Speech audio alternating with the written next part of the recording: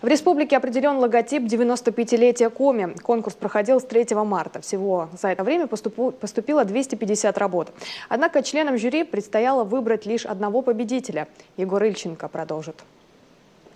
Сплетение праздничных лент, отдаленно напоминающие звезду. Именно эта работа победила в конкурсе на логотип 95-летия Коми. Как поясняют члены конкурсной комиссии, логотип находится в равновесии, композиционно собран, эффектно выглядит на любых поверхностях, а надпись может исполняться в разных цветовых тонах.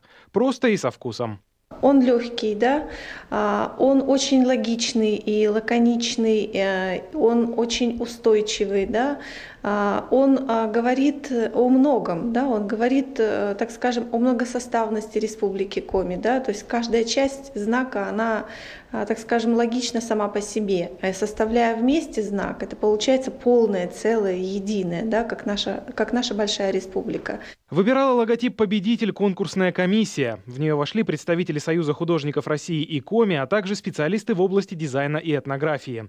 По их словам, выбирать из огромного разнообразия вариантов праздничный логотип было непросто. Но лишь до того момента, когда они наконец увидели ту самую работу, которая впоследствии и получила признание жюри. С ним можно работать, передать это группе, и там автор очень такой адекватный, молодец, мне он понравился. И вовремя он это все сделал, за какие-то дни развитие какое-то дал. Ну, спасибо ему. Мы, когда создаем логотип у нашей организации, логотип, мы очень долго, скажем так, мучились, прежде чем выбрать его, даже определиться с заданием на него. И просто удивительно, насколько быстро этот вопрос решило министерство. Как-то очень оперативно откликнулись на призыв. И действительно, выбор, я считаю, очень удачный.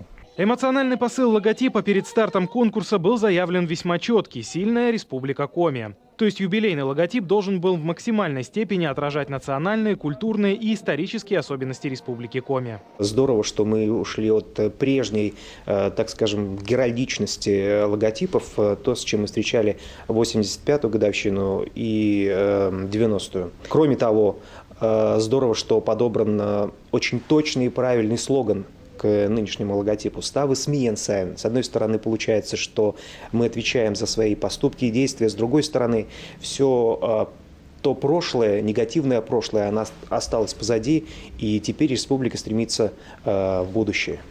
Теперь настало время для проработок вариаций использования логотипа в различных форматах. Его собираются размещать на баннерах, плакатах, открытках, а также использовать при оформлении праздничных мероприятий, посвященных празднованию 95-летия образования нашей республики.